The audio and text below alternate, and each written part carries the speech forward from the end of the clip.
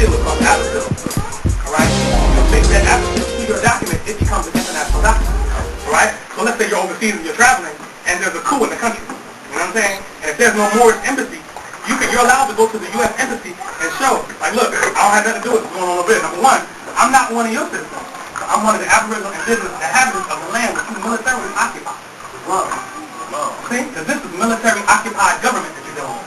You know what I'm saying? What's happening here is no different than what the Jews did in Palestine. Nothing different. You're getting your behind kicked on your own soil. You know what I'm saying? You know, so cities like Detroit and Chicago, we have a new book that we put out over here, This Land is Your Land. Right? And inside of this, matter of fact, we just go through it really quick. Y'all remember that song James Brown did, Living in America? Y'all thought he sold out when he wrote that song, didn't he? All the time, whatever. Listen to the words. Alright. This is the lyrics from Living in America. He says, I can't sing it like James would. I'm just going to read it. He says, superhighway, coast to coast, easy, taking anywhere, on the transcontinental overload. Just slide behind the wheel. How does it feel when there's no destination too far? And somewhere along the way, you might find out who you are. So, as you're driving through America, he said, somewhere along that way, you might find out who you are, right? He said, I live in America, I live in America. Wait a minute. You might not be looking for the promised land, but you might find it anyway. Under one of those old familiar names like New Orleans, Detroit City, Dallas, Pittsburgh, PA, New York City, Kansas City, Atlanta, Chicago, and LA. You know? But when you go into a lot of these names like Chicago, there's no Caucasian name in that city. That city was already named that when they got there. You know what I'm saying? Anybody familiar with Pierre Dussable?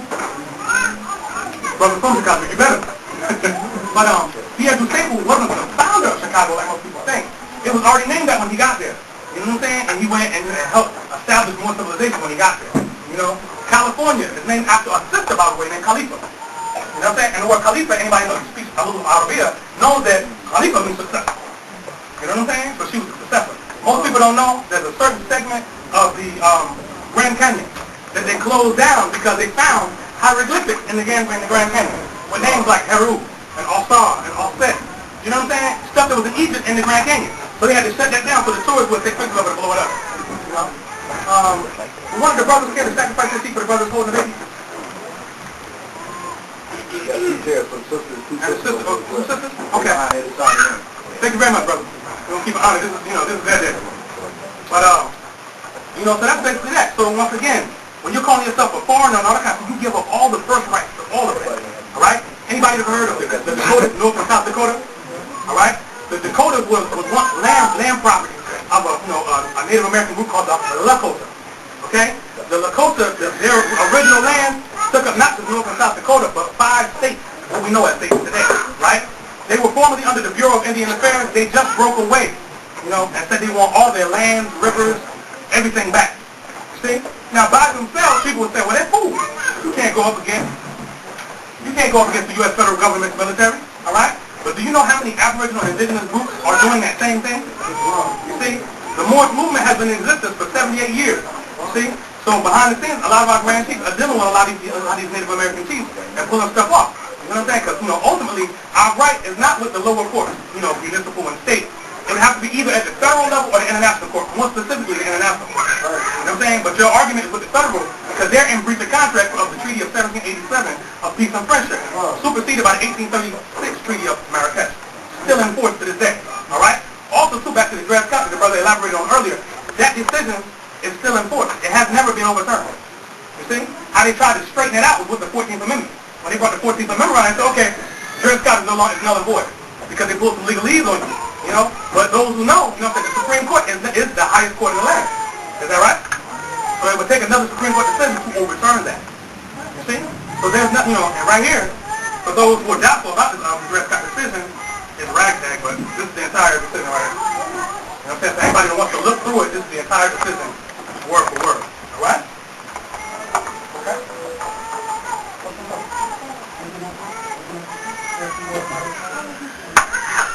I would like to call this the wife of Baba Sola.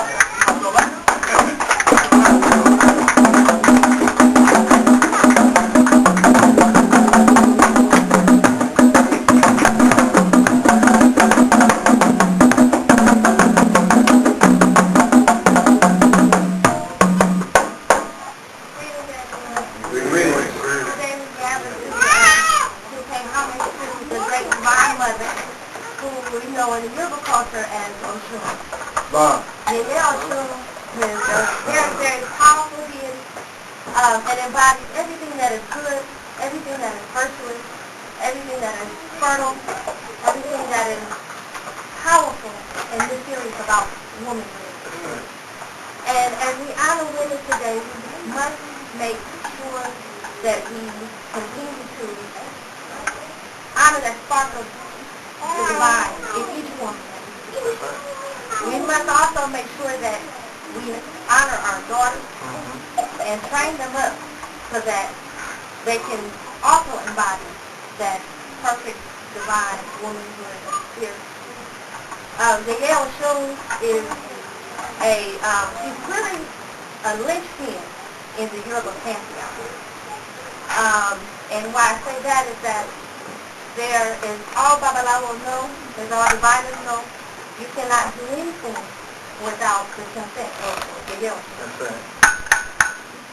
Babies cannot be born, babies cannot be conceived, Ebo cannot go to heaven, prayers will not be answered unless we first call on the Yale. So we also have to make sure that we honor that in everything that we do. Sisters, brothers and sisters, we also have to make sure that we do that on this planet.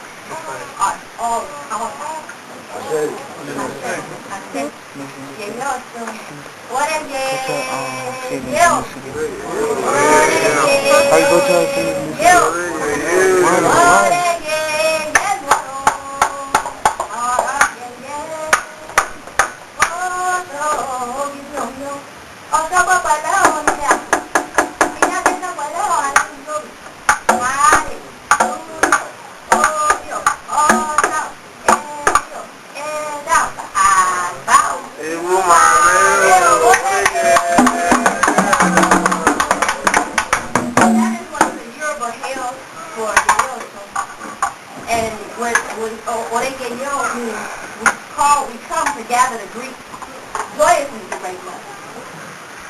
And some of her attributes are also in there in terms of the one who is, has the vast porch to greet everyone perfectly and greet everyone well.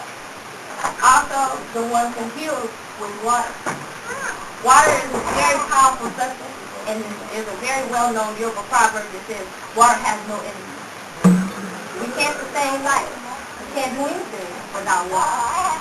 So, as a master of that, a master of being able to sustain life and being able to give life, the Yoshun is known as Obao, one of the masters of the water, or one of the kings of the water. So, we greet the Yoshun, with perfect peace. We also greet each other with perfect peace. And I also greet all of my sisters to continue on your journey, on your way. Because as we reclaim our birthright, we will reclaim our soul. That's right. And as we reclaim our indigenous traditions, we will reclaim our freedom.